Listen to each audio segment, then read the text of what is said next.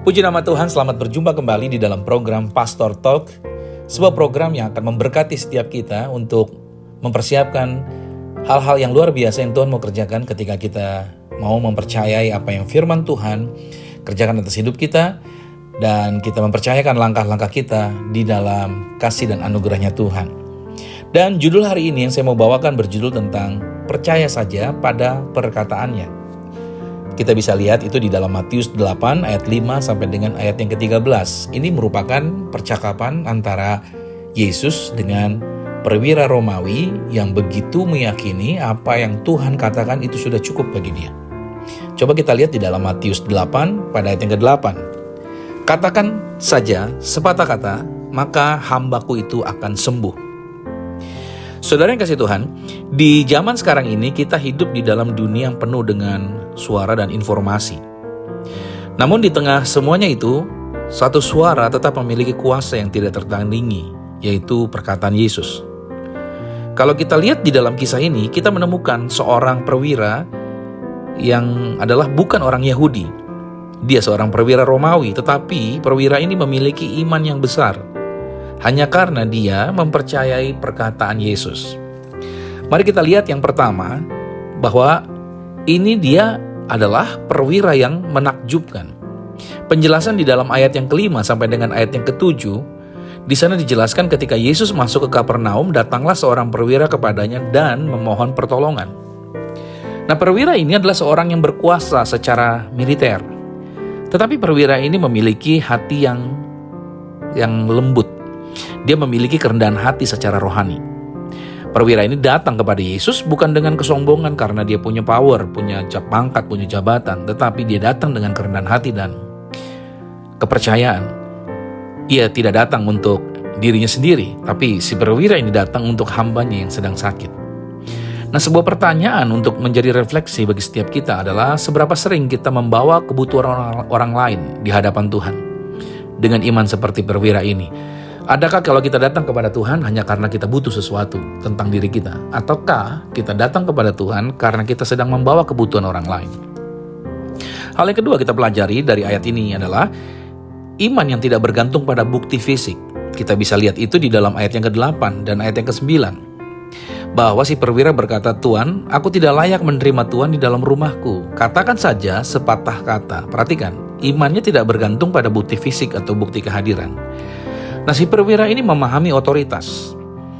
Dia tahu bahwa seperti halnya si perwira memberi perintah kepada bawahannya dan bawahannya taat kepada si perwira, demikian juga Yesus hanya perlu berbicara, maka kuasanya pasti bekerja bahkan dari jarak jauh sekalipun. Nah, inilah inti iman sejati. Percaya bahwa perkataan Yesus sudah cukup, itu luar biasa. Tidak perlu harus ada tanda ajaib, tidak perlu kehadiran fisik. Cukup firman-Nya saja itu sudah bakalan terjadi. Nah, yang perlu kita lakukan adalah aplikasi dalam kehidupan kita. Berapa banyak dari kita yang menuntut bukti atau perasaan dulu sebelum percaya bahwa Tuhan sedang bekerja? Sudah doakan, misalkan kita mengalami sebuah kelemahan tubuh, didoakan, lantas kita mulai nunggu, merasakan dulu ada tanda-tanda fisik, ada tanda-tanda hal yang bisa menyatakan bahwa doanya sudah dijawab. Nah, itu sebenarnya bukan seperti itu caranya. Tetapi kita mempercayai dulu kata-kata firman dan kita bergerak sesuai dengan apa yang kita percaya. Nah, pelajaran yang ketiga adalah Yesus terkagum dan menegaskan iman yang besar dari si perwira ini. Kita bisa lihat di dalam ayat yang ke-10 sampai dengan ayat yang ke-12. Kata Yesus, "Aku berkata kepadamu, sesungguhnya iman sebesar ini tidak pernah aku jumpai pada seorang pun di antara orang Israel." Nah, ini luar biasa. Yesus kagum, garis bawahi di sini. Yesus kagum akan iman seseorang. Dan itu iman bukanlah orang Yahudi, bukan juga ahli Taurat, bukan para imam imannya, tapi iman daripada seorang prajurit Romawi atau prajurit dari bangsa lain di luar Yahudi. Yesus bahkan menyatakan bahwa banyak orang dari timur dan barat akan masuk ke dalam kerajaan Allah. Nah, ini menandakan bahwa imanlah yang membuka jalan, bukan asal-usul atau latar belakang kehidupan seseorang. Nah, penekanannya di sini, iman bukanlah milik eksklusif orang-orang yang religius, tapi iman itu milik semua orang yang percaya penuh kepada Yesus dan perkataannya. Termasuk siapa? Termasuk Anda yang sedang mendengarkan siaran ini. Iman itu juga milik Anda.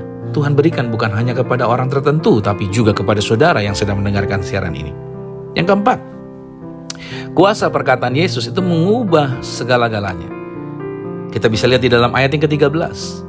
Dikatakan, pulanglah, seperti yang kau percaya, demikianlah akan terjadi kepadamu. Pertanyaan ini juga buat setiap kita. Pulanglah, artinya apa? Bergeraklah. Seperti apa yang kamu percaya, itu yang terjadi kepadamu. Nah, perwira ini tidak mendengar suara yang lantang atau suara yang keras banget. Dia tidak melihat mujizat langsung di depan mata dia, tetapi si perwira percaya pada janji Yesus. Dan hambanya itu dikatakan sembuhlah pada saat itu juga. Dia tidak melihat di depan matanya, tapi dia mempercayai perkataan Yesus dan dia pulang. Begitu disampai ke tempat tinggalnya, dia melihat hambanya sudah sembuh. Nah, Yesus tidak hanya memberikan harapan.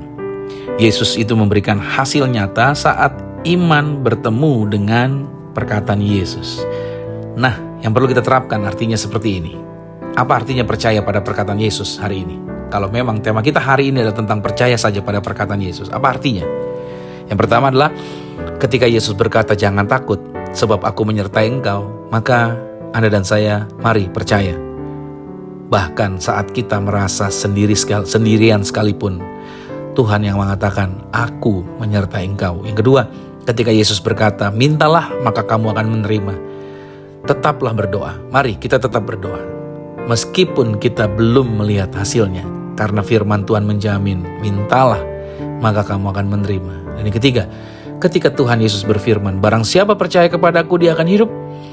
Artinya kita hidup bukan dengan melihat, tapi kita hidup dengan percaya, dengan keyakinan. Bahkan di tengah-tengah segala kematian sekalipun, kita tetap percaya bahwa Dia memberikan kita kehidupan yang kekal. Nah, hari ini Tuhan tidak meminta kita melihat dulu baru percaya. Tuhan meminta kita percaya pada perkataannya. Karena firman Tuhan itu hidup, firman Tuhan itu berkuasa, dan firman Tuhan itu menyembuhkan.